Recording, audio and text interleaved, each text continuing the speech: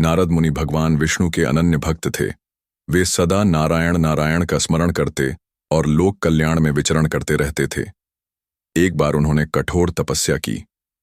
उनकी तपस्या से उनका तेज इतना बढ़ गया कि देवताओं को चिंता होने लगी। उन्हें भय था कि यदि नारद मुनि विवाह कर लेंगे तो उनका बल और बढ़ जाएगा। इसी समय नारद मुनि ने एक अत्यंत सुंदर युवती को देखा।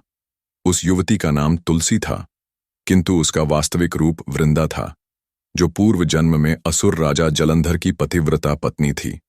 जब जलंधर का वध हुआ तो वृंदा ने कठोर तप किया और अगले जन्म में पवित्र तुलसी के रूप में उत्पन्न हुई।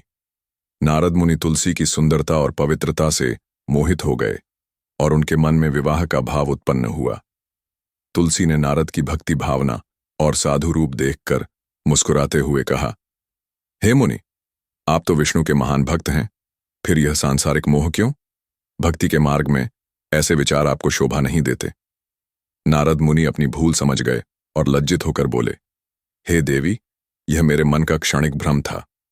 परंतु तुलसी ने कहा, हे मुनि, आपने मोह किया है, इसलिए मैं आपको श्राप देती हूं कि आपका विवाह कभी नहीं होगा। आप जीवन भर ब्रह्मचारी रहेंगे। यह श्राप सत्य सिद्ध हुआ। नारद मुनि युगों युगों तक अविवाहित ही रहे और अपना जीवन केवल भगवान नारायण की भक्ति और लोक कल्याण में अर्पित किया। वहीं तुलसी पौधा बनकर पवित्रता का प्रतीक बन गई। तभी से तुलसी का पत्र भगवान विष्णु को सर्वाधिक प्रिय माना गया। विष्णु पूजन बिना तुलसी पत्र अधूरा है और विवाह में तुलसी दल का विशेष महत्व है।